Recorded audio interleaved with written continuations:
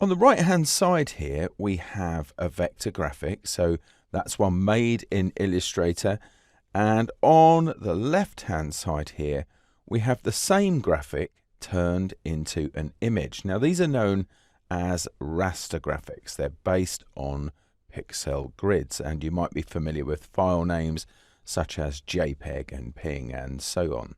Let's have a look what happens if I scale both of these up. So I'm just going to use a shortcut here just to change these quite large, like so. You don't need to worry about how I did that just for the moment. You'll see later on. And now look at the two. You might notice the one on the left hand side suddenly looks very, very soft in comparison to the one on the right hand side.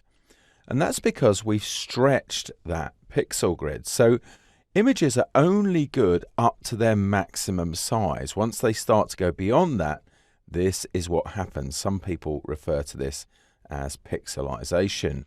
Okay, so it looks much, much softer, whereas the one on the right still looks crisp, and vector graphics will continue to do that. Now, what they're made of are points and line segments, essentially. Now, I'm going to change the view here. Again, you don't need to worry too much about that at the moment. And you can see the points that make up these graphics. Now, we have a whole bunch of tools in Illustrator to help us make all of these things. So while they are technically, mathematically described objects, that's not something you need to concern yourself with at all. In the rest of this chapter, we're going to find out just how easy it can be to work with vector graphics, starting with the next movie where we'll get ourselves set up to do some drawing.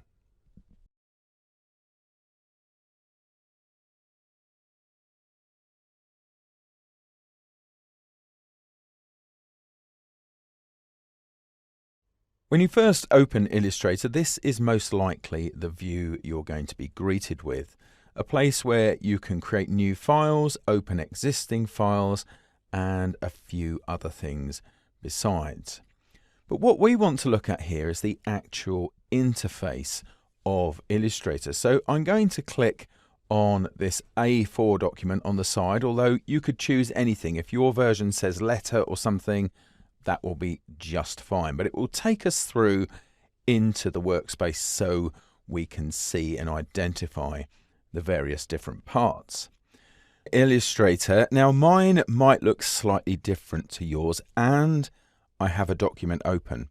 This file is available to you if you have access to the exercise files, but any file of your own will do. You can just make up the colors, whereas here I've included them in this file for the project. So what we need to do is to make sure that we're all looking at the same interface.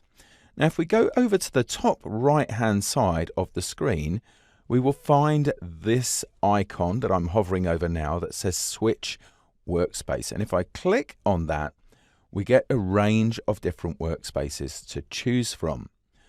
What we're going to do is we're going to choose Essentials, which is a nice basic introductory workspace. And then, just in case this has been modified at all, we'll click on the workspace switcher again. That's the name of that icon.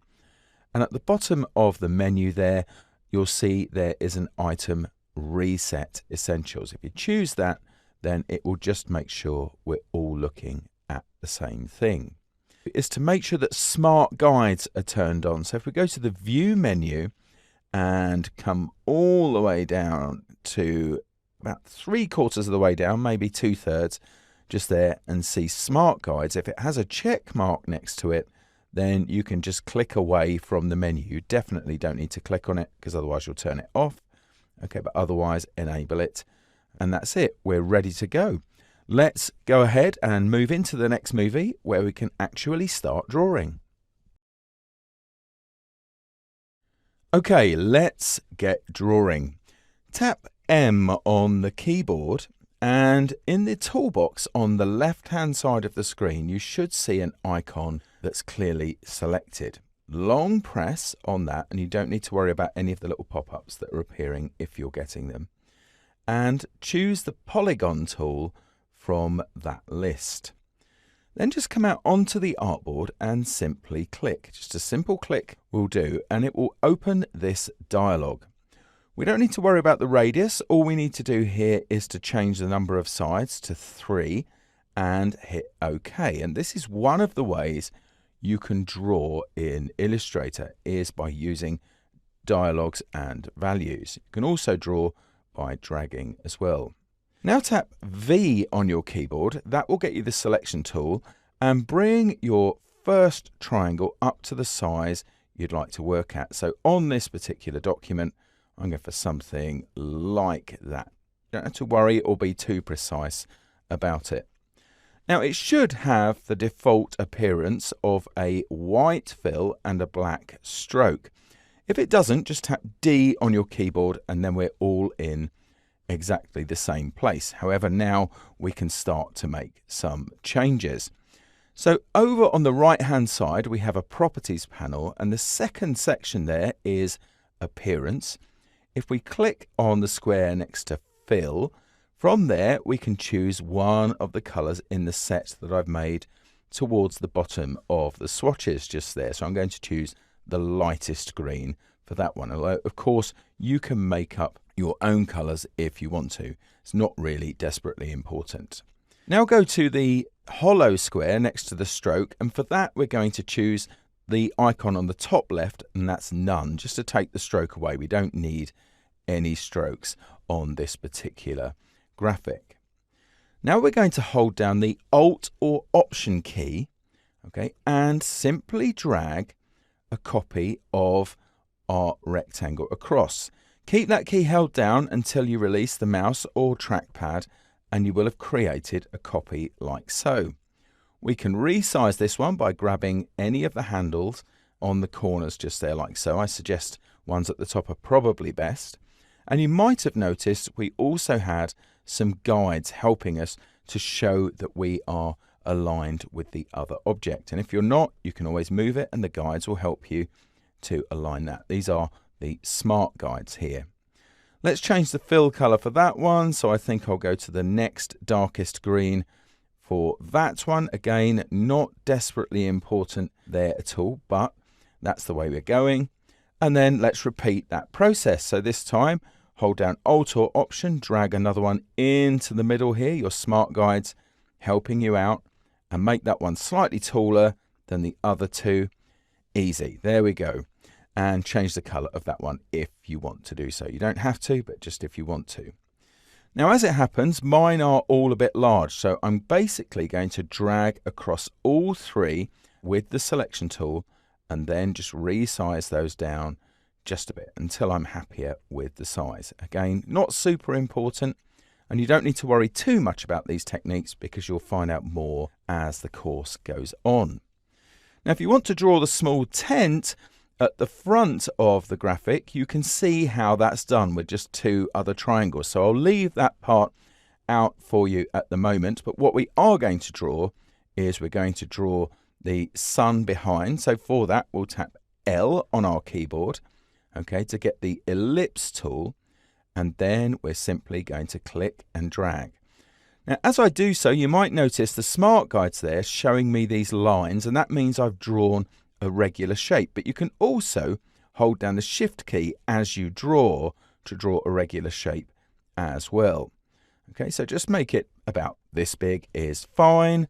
Change the color of that to something more sun-like, and then we need to send that to the back. So again, tap V on your keyboard to get the selection tool, right click on that graphic, and you'll find a range in the menus here, and choose send to back like so. There you go. Really, really easy.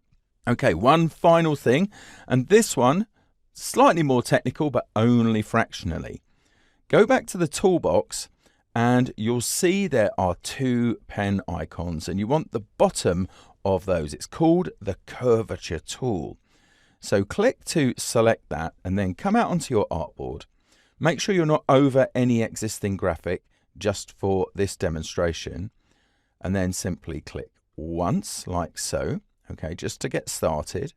Move up a little way, just as I'm doing, so I'm sort of around the center of the sun vertically there and click again. And you'll see that as you start to draw, you're drawing a curve, and come along and click over on the right hand side and then click down towards the bottom. And then what we're going to do is we're going to double click on that point and go over to the first point we drew and double click on that point. And now we've drawn this shape, which we can change the color of. Just leave it selected.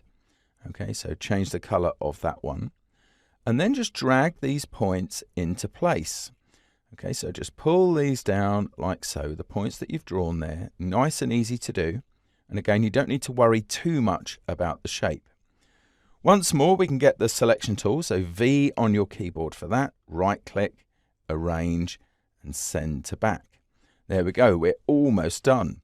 Now just to make the last shape, all we need to do here is to hold down Alt or Option and drag a copy as we did before. You can change the color of that as well if you want to. And then in the Properties panel, you'll see there is a small icon towards the top in the Transform section to flip this vertically. I'm hovering over it now, and if I click like so, okay, I flip that vertically. What I'm going to do is scrunch that down just by grabbing the bottom handle there just to change the size vertically and bringing that in, and there we go. It's that easy. Now go ahead and draw the tent if you want, but you can see the Illustrator, not scary at all, very friendly. You just need to learn some core techniques, and that's what we're here to do.